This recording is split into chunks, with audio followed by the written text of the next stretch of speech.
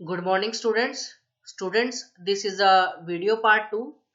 Video part 1 में हम पढ़ रहे थे क्लास 7th का chapter 9 the ghost in the ruins और वीडियो पार्ट 1 में हम पेज नंबर 63 तक पढ़ चुके थे.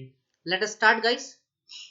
There had been no time to think of ghosts, but now that she was settled in one place, Usha remembered grandfather's story about the lightning blasted rooms.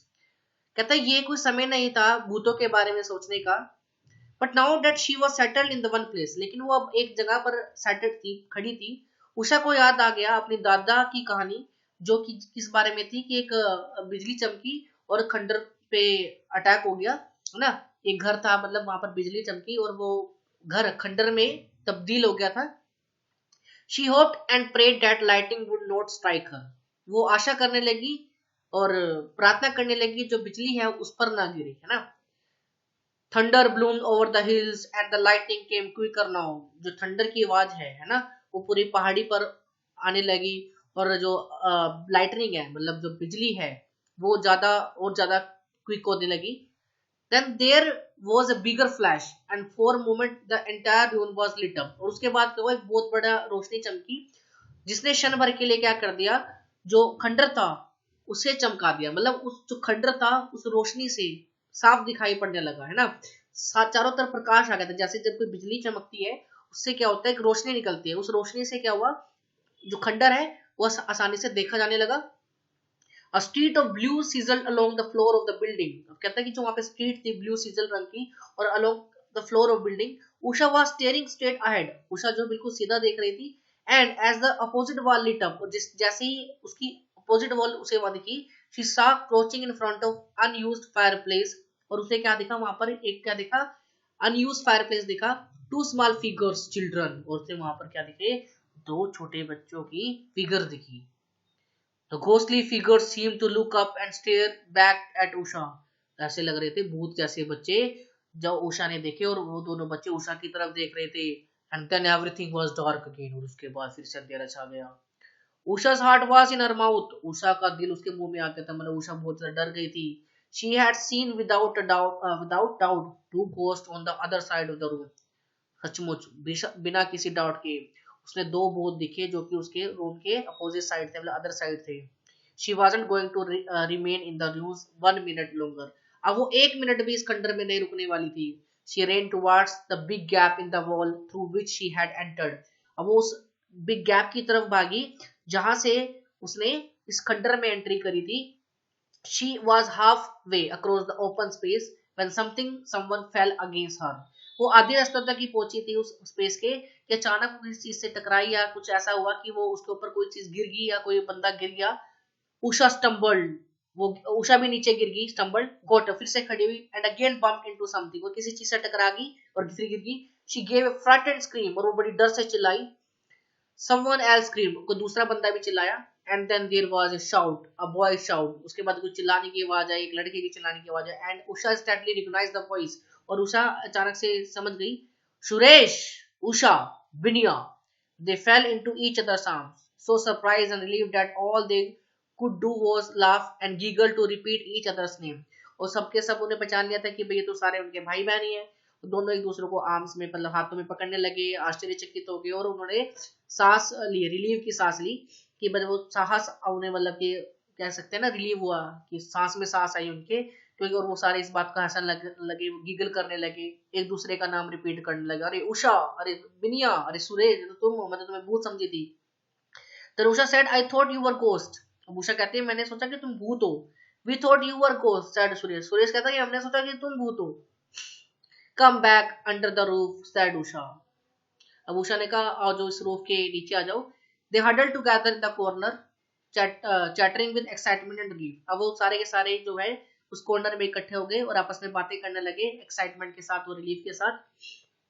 When it grew dark, we came looking for you. कहते जब अंधेरा हुआ तो हम तुम्हें ढूंढ रहे थे, बिनिया ने कहा. And then the storm broke. और अचानक क्या हुआ, तूफान आने लगा. Shall we run back together?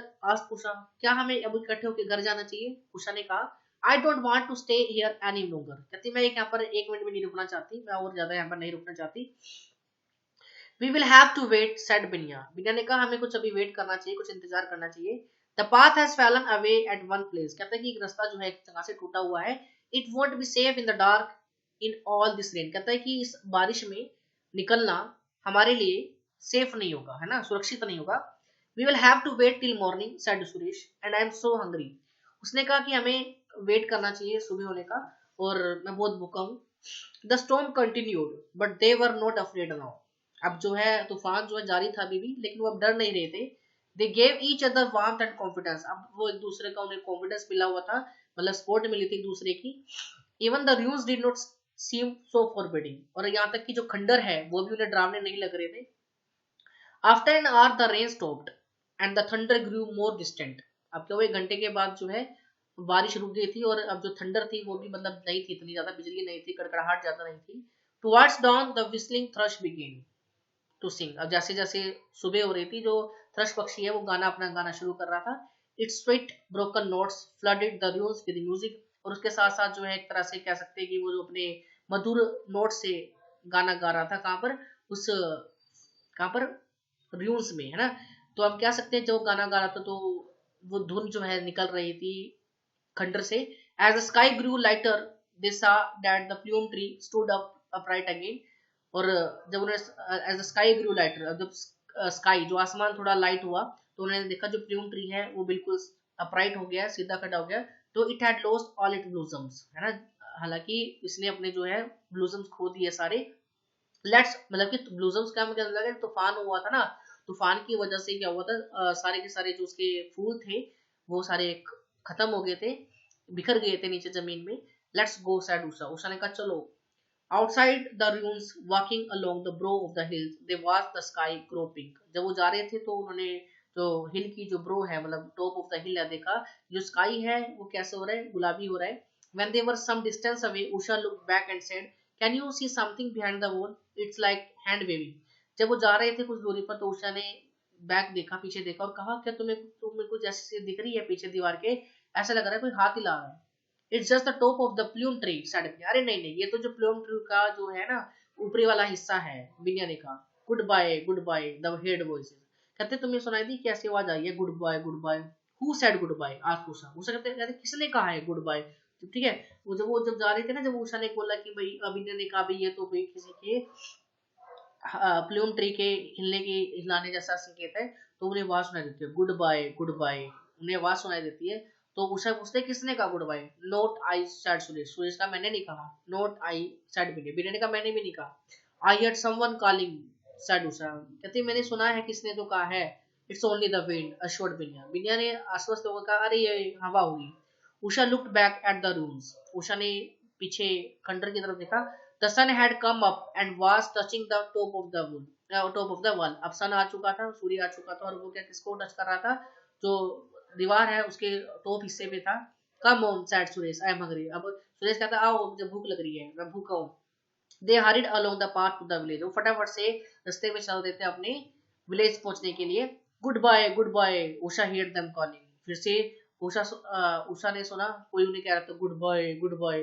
Was it just the wind, क्या ये हवा थी। Okay guys, this is the video part 2। I think आपको चैप्टर अच्छे से समझ आ चुका होगा। ठीक है, तो thank you, have a nice day, keep studying, keep learning.